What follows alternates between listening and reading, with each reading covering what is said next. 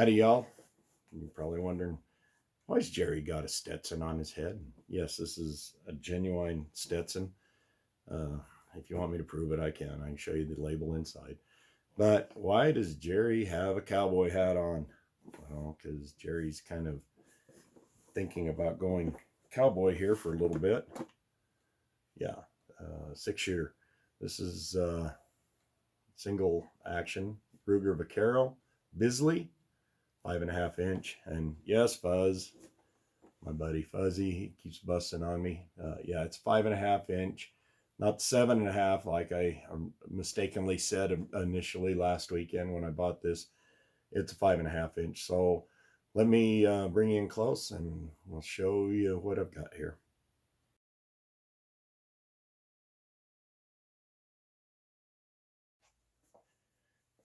Okay, so let's see what's in the box.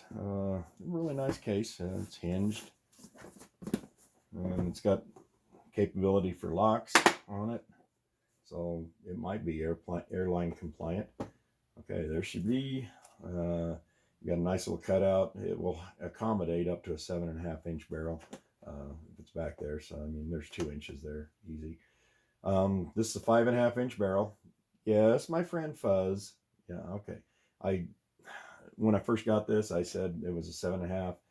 I don't know why I said that. I had looked at some 7.5 inches earlier, and I thought they had a really nice balance, but the 5.5's got a really good balance. The 4 3/8 or 4 3/4, depending on who makes it, are nice, but I like a little bit longer barrel. If you see my GP100, you'll see it's got a 6-inch barrel. My 1911's got the standard 5-inch barrel, so I mean, it's almost the same length, and they all feel fairly comfortable with the weight out front on them. So you get this, you get the miniature bike lock, and darn, I don't have a miniature bike lock, so I don't need that. Now it frees up a spot here for a box of ammunition. Very clever, Ruger. Whoever came up with this, and I think some models have a tool that go in here, so that's vacant for right now. And I don't have any ammunition. You see, that's vacant, and that's an issue.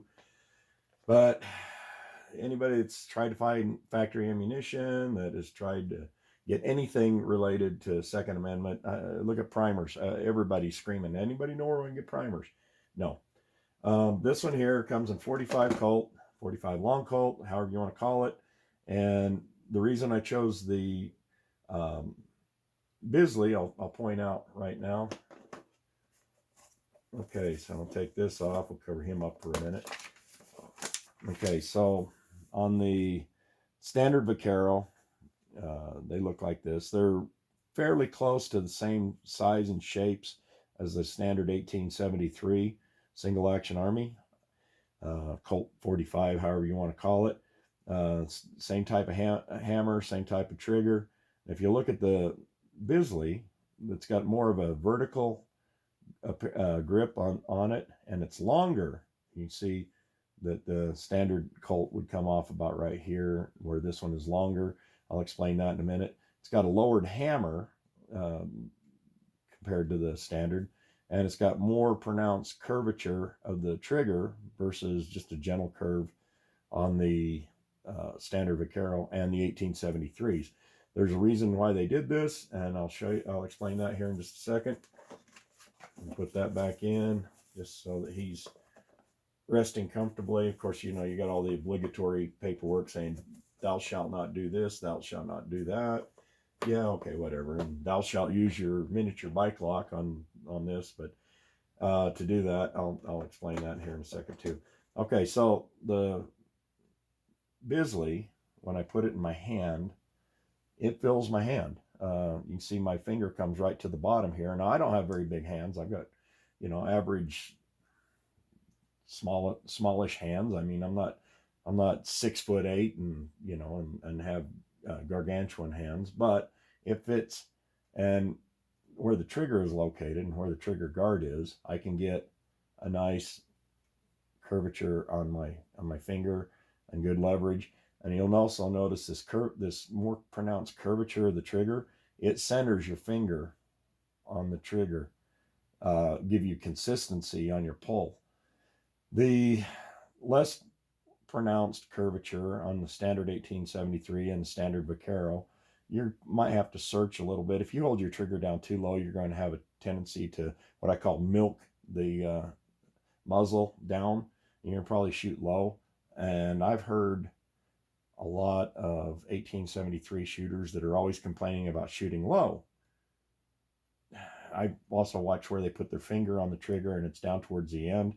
The Bisley, like I say, is more curved. It will center your finger. These people that like to put flat triggers on their firearms, I never understood that. I want a curvature so that I can get consistency. And also, Bisley has the lowered hammer. Now, this is pretty stiff, so until it gets worked in, it's going to be stiff. And there's times when I have to use 2 thumbs. I mean, this is really stiff. But it's lower, and I don't have to break the grip to get to the hammer. Once I get this thing worked out, I've got some springs and some other little polishing tricks I've got to do to this. So I'll be doing that in time. Once again, try to source parts for anything. Good luck. I'd like to change the grips and get wood grips, a really nice walnut grip, but that might be a while. Another thing that I would like to do, another thing I'd like to do is get a 45 ACP cylinder. I know that they're available. They are somewhere. Somebody's hiding them. And it's really easy to change. You push your button in like you would on your new model 1873s. Push your button in, pull your pin out.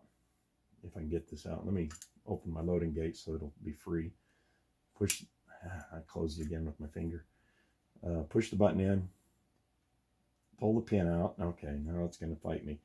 I did this a little earlier and it came right out. Okay, so there's the pin. We'll throw that in here. And then your cylinder just walks right out, which makes it easy for cleaning. And then what I'm hoping to be the case, if I can get a 45 ACP cylinder for this, then I can convert it over and I can shoot either caliber whenever I want. And I'm not stuck with just 45 Colt. To go back in, push that in, start your pin, and while you're centering your cylinder, push your pin in, and you'll see it's got a notch here. That's what locks it into place. Okay, so it takes a little bit of finesse and a little bit of okay, so now it's going to fight me. Like I said, I did this earlier and it went straight in. Okay, there it goes. Push your pin in, make sure it locks. There you go. And also the cylinder rotates when you have the loading gate open. When you close that, it locks everything up. Also, when you're on full cock, it's locked up and you cannot open your loading gate when it's at full cock. Difference between the Ruger, and everybody knows Ruger built like a tank, and that's part of the reason I got it. And if you look in the loading manuals, you'll find sections for Ruger only. That's because Ruger can handle the higher pressures.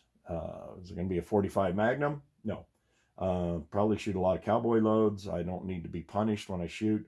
I will develop some hunting loads for this, but they're not really a whole lot hotter with a lot more velocity than what your standard cowboy loads are. I mean, most cowboy loads are around 700 feet per second. Most of your hotter 45 Colt are up around the higher up 890s and 900 feet per second, which with a 250 grain bullet, that's pretty stout. But when you on an 1873, you have 4 clicks. People always call it the COLT. This one, 1, 2. Okay, let's see. What is that? Bill Ruger. Okay, there we go. Solved that problem. And sorry. Another difference between this, and let me open the loading gate. Another difference between this and the 1873 is your ejector plunger. This has got a little half moon ejector plunger. It works. I mean, you just stick your finger into the notch there and push it back, and there it is. The 1873s, a lot of them have what they call a bullseye plunger. They're a lot bigger, but I remember when I was a kid, my grandfather had an 1873 Colt, a real original Colt, and I'm not sure if it was a first or second generation. I do remember it had the plunger, so it must have been a second generation, but that was his pride and joy, and he let me shoot it when I was a kid. And when he passed away, I was supposed to get that, but it, like the sharps, it just kind of disappeared. So I've always wanted a single action Army, and I was really looking forward to getting one. I was at gun store, our local ranch store here a few weeks ago. They had a Uberti Cattleman in there, and it's $4.99. I didn't think that was an exorbitant price in this day and age, when all the prices on everything have gone sky high. And find some primers if you can find primers. Yeah, I've seen reports of $100 for 1,000. That's crazy. But the Uberti Cattleman, it was an 1873 pattern, and it had the brass trigger guard and the brass frame around the hand grip, and a color case hardened frame, which nowadays I don't think anybody does a true color case hardening. It's probably a chemical process to make it give that appearance. And it was blued, and the cylinder was blued, and it was beautiful. Had really beautiful action, and it had the 4 clicks. And I was seriously thinking about it at the time, when I actually had just gone in to buy some 22 ammunition, which they had just gotten some. And that's another story. I've got a 22 video out, and I'll show you what the issue was with that ammunition. But it got me really thinking that I've always wanted a 45 Colt. I've always wanted a single action Army. And some of my friends says, you'd be a lot better served getting the Ruger. It'll last you the rest of your life. Well, I don't have a whole lot of life left anyway, but whoever inherits this when I'm gone to greener pastures, it'll last them for the rest of their life. So there's the Ruger. Is a true 1873 single action Army? No. The standard single action Army is designed by Colt and built for the United States Army was 7.5 inches. Like I say, this will accommodate a 7.5 inch barrel, but they were 7.5 inches, 45 Colt, and that's why they call it the 45 Army. There's a lot of things that are called the 45 Colt. There was the Schofield, and then there was the shorter 45, and then the long Colt. Well, that's how it got its name, long Colt, because it was longer. And anyway, once I can find some ammunition, I can show all this out. But right now, finding ammunition has been really hard to do. I went back to the store where I'd seen the Cattleman, and they had 4 boxes of 45 Colt. It was cowboy stuff. That's okay. I mean, I don't need to shoot the hottest stuff when I'm getting to learn the revolver. And it was gone. The gun store that I bought this from, they said they hadn't seen 45 Colt in months. The reason I got this, like I say, I'd seen the 45 Cattleman, the Uberti, and it was really nice. I mean, Uberti's been building firearms for a long time, and most of the 1873s you're going to find nowadays are either made by Pieta or Uberti, and probably Uberti more so than Pieta. Taylor's and Company also takes the Ubertis, and they slick them up. They slick up the trigger, they slick up the hammer, the springs and things like that, and they tune them. And the gun store I got this from had a Taylor's and Company, I think they called it the Rancher, and it was engraved with the brands, the cattle brands from all different cattle ranches in Texas, and it was just really ornate.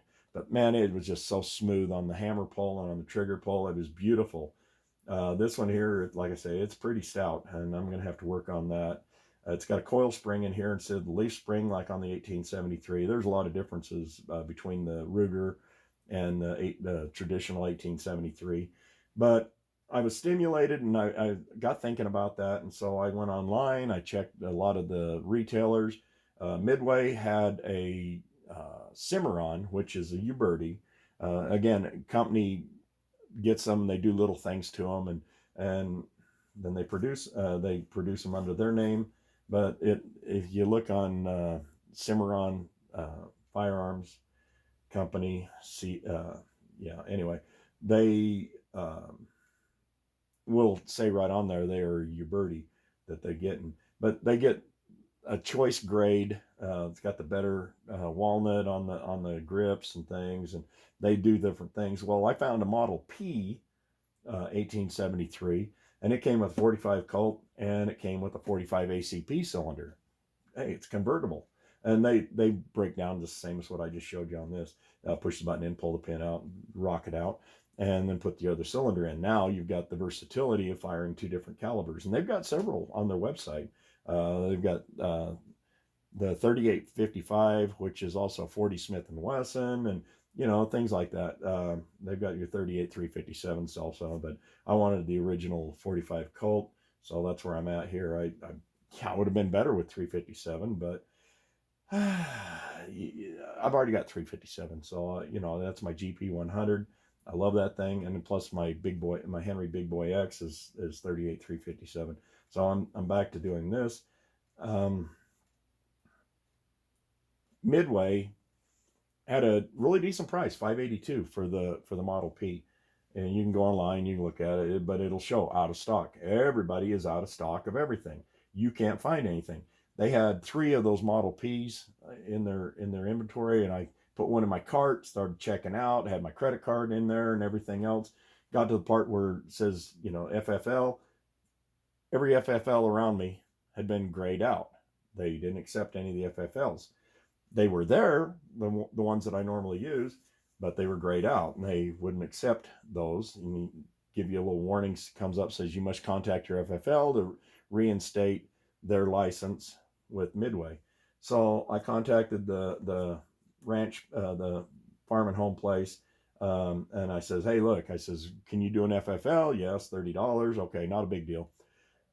I says, I need you to send a copy of your FFL into Midway. So they emailed Midway, and they sent that in. A couple of days later, I check, and Midway still doesn't have them updated. So I called Midway, called their customer service. Now, anybody that's called their customer service know you're going to be in for 20-plus minute wait, and I did. And I endured, because I really wanted the 1873 Model P with the convertible cylinder, and just had the versatility that I thought was more bang for my buck. And that's a pun.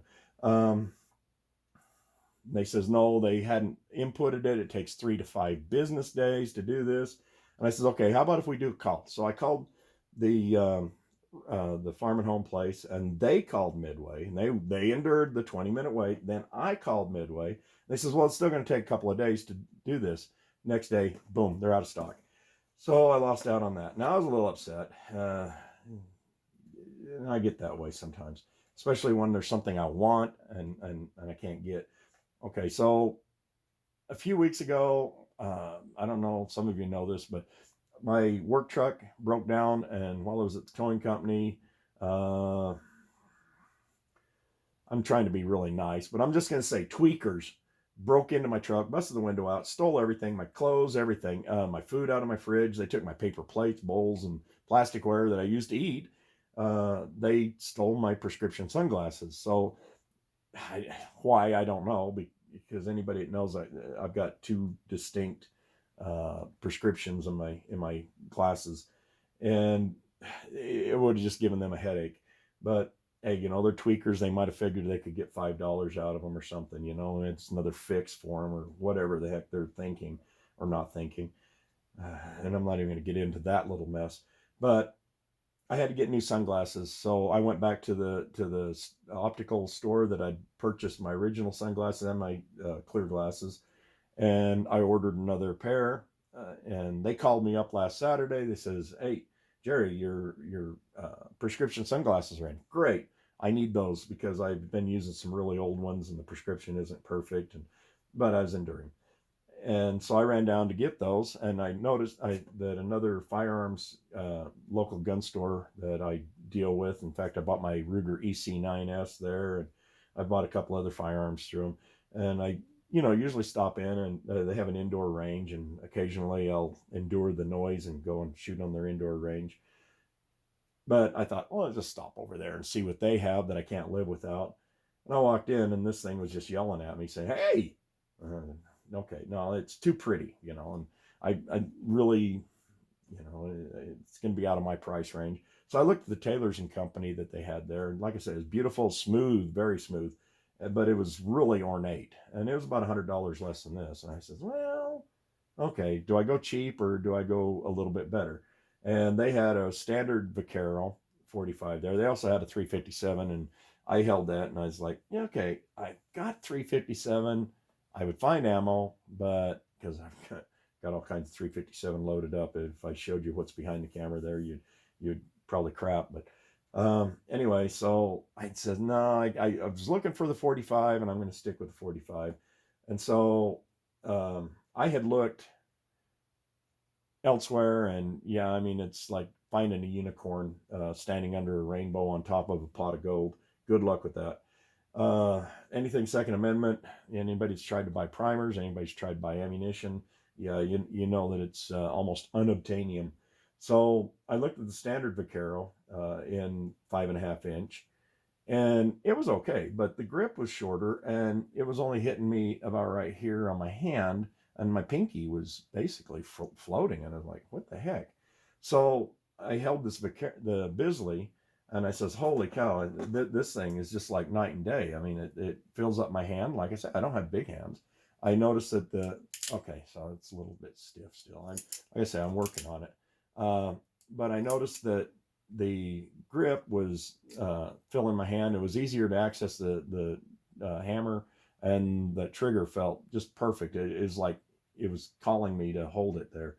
And I was like, ooh, now you've really created a dilemma with me, because now I've got to go suck up to mama and things.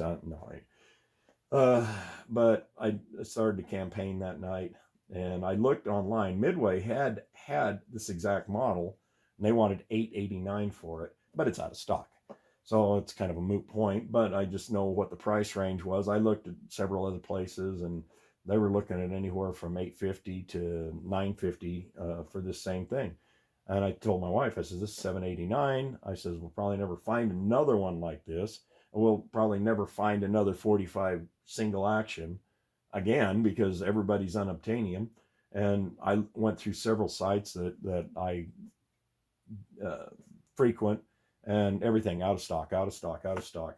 So when I got up Sunday morning, my wife had already gone off to work. She's working 12 to 14-hour days, 13 on, 1 off. And yeah, I mean, anybody knows who she works for will understand that they're trying to supply everybody with their Second Amendment activity stuff. And she had left me a note, says, okay, go get your Vaquero. So as soon as the gun store opened Sunday morning, I ran down there, and I walked in. The guy says, you come back for that Bisley? And I says, how did you know? He says, you were drooling all over it. And he says, I had to keep cleaning it off. Okay, joke. So I did all the transfer paperwork and everything, walked out with this at $840 after tax. It's a little bit more money than what I was prepared to spend, and most of you know that I said I was not buying another firearm this year. Okay, so I missed it by a month. But knowing that these are going to be next to impossible to find, just go and search around and see if you can find one. Good luck. I figured I better get it. And like I said, it's a Ruger, so it's going to be stout. And am I a Ruger fanboy? I didn't think I was, but then I started counting up all the Rugers that I have. I mean, my everyday carry EC9S, that's a Ruger. My GP100, yeah, that's obviously a Ruger. My PC carbine, yeah, that's a Ruger. And my 1022, there you go, Ruger. Now I've got this Vaquero Bisley, and so that's 5 Rugers that I've got. And I'm not really a Ruger fanboy. I do appreciate the quality that I've found in every Ruger. My little EC9S, I mean, I trust my life with that thing.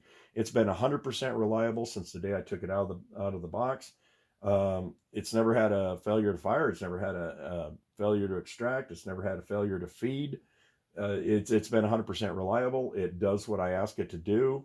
Is it the most accurate in the world? Probably not.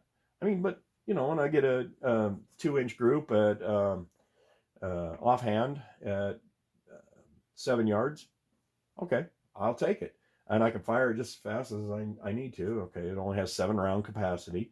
But if you can't do it in the first 7 rounds, you probably need to go back to training and figure out what to do. And this is 6 rounds. And that's the other thing. On the 1873s, on the Ruger, you have to open the loading gate to rotate the cylinder. On the 1873s, you bring it back to half cock, and you can rotate it. This doesn't have a half cock position. You can bring it back. Okay, it's not in time. You can bring it back to that first click, but it's just still going to go forward. It's got the transfer bar safety right here. When you pull the trigger, you can see it stays up, and that will allow the hammer to transfer the energy to the firing pin. Now, if I pull the trigger and I want to bring it down on a cylinder, I just let off the trigger once it starts to go forward. And I don't know if you can see that, but the transfer bar goes down, and this notch in the hammer is where the transfer bar will reside. It'll keep the flat face of your hammer from impacting the firing pin. So according to Ruger, it is safe to carry 6 rounds in this. And as you can see, there are 6 holes there. Those are pretty big holes. I can just about get my finger in there. But on an 1873, you load 1, you skip 1, you load 4, you cock it all the way back, bring the hammer forward, and it'll come down on an empty cylinder with using that pattern of loading. And that's, when I was a kid, my grandfather had I believe it was a 2nd generation Colt, a single action Army, and that's where I really fell in love with single action. His was nothing fancy. He might have paid $20 for it when he got it. Now you try and find a Colt for $20 now. Try to find it for $2,000. It's going to be really hard. I did look, and I found some Colts, and they were between $1,899 to $2,100. Okay, I just can't afford that. I would be selling off everything I've got just to buy a Colt, and I'm not going to do that. I buy firearms not for their name. I buy them for their quality. Their quality and their durability, and that's why I've got the Ruger. I could have got a Uberti 1873 for $150 less, but that is what it is. You can't find many of the 1873s now, so here we go. But okay, so hopefully that's a brief overview. Once I can find ammo, I've got to be out and about today. I'm going to be searching probably a dozen gun stores, see if they have any factory ammo just to start out. I really need to generate some brass that I can reload later. And I've had several of my friends that have offered to send me brass, but I haven't even bought dies yet. I went looking for dies.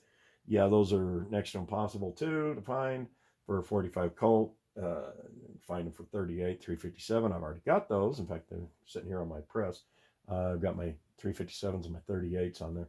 And so because I loaded up some of those. And anyway, so I'm trying to find 45. A friend of mine has offered me some of his reloads, and I may go and do that. I did find a set of RCBS cowboy dies, which are designed for lead bullets, and most of my handguns, that's all I shoot is lead, except for my EC9S. Those are strictly jacketed hollow points that I use for my self-defense loads, and I go out and practice with those a little bit at a time. I might only shoot 4 or 5. Finding replacement projectiles is getting to be hard to find. I do have some projectiles over here on my bench that I'm loading some 308s with, and I'm being very judicious with how many I'm loading. You can't find any of this stuff, and this whole scamdemic or plandemic or dempanic or whatever you're going to call it has just put everything into a tailspin. And I believe that I call it a plandemic because I believe it was part of restricting our Second Amendment rights. I'd have to really dig into the rabbit hole, and I'm not going to get all political on you right now. I don't think that this whole pandemic, that I'm trying to be very nice about this. I don't believe that this entire thing is as rampant or as serious as what a lot of people say. Is the virus serious here? Did I have it? Maybe. I had the flu back in the end of February, and at the time I was in physical therapy for my shoulder injury, and I was in contact with people that were coming in from all over the country, some even traveling from overseas. that had to go through physical therapy for one reason or another, a knee replacement, a hip replacement, whatever, a lot of older people, and they had the flu. And then I got the flu, had me down in bed for, about a day. And then I took a couple of more days off of physical therapy to do, just get feeling better and things. But, I have high doses of my multivitamins, high doses of vitamin C, doses of extra zinc and things like that. And, after a couple of days, I started feeling a lot better. It was 100%. No, but, after a few more days after that, I was 100%. I was back to normal. So I might have had it. But some of the people I've talked to that have had it had sinus congestion, loss of taste, loss of smell, and about what happened to me with this flu that I had. So whatever. I'm not afraid of it. So bring it on. I'm pretty resilient in almost everything I do. I may get the flu once a year. I just got over a cold. When my truck broke down, I sat for 10 hours in a blizzard, unable to run my truck, and it was 15 degrees. So, that'll give anybody a cold. But I just got over that. I'm still a little bit hoarse, but did I lose my smell? Did I lose my taste? No, I could taste everything. I smell everything. When I blew my nose, and I had a lot of sinus congestion, I had some chest congestion and things like that. But, it is what it is. So I seriously believe that this whole scamdemic has been a plandemic, and it's here to hurt our Second Amendment. I mean, why else would we not be able to get primers? Why would we not be able to get powder, firearms? Everything has just been on lockdown, and it's pretty irritating. So I'm going to be out and about today. I'm going to see if I can find some factory ammo, fill this little hole right here, and maybe two if I'm really lucky. And if I'm unsuccessful, then I might have to call a friend and go visit him today and see if I can work out a deal on some of his reloads that he's got. He's got a 45 Colt. A lot of people have 45 Colts, so hopefully I'm in the club now. And sorry for the ramble, and I just want to show you this. Thanks.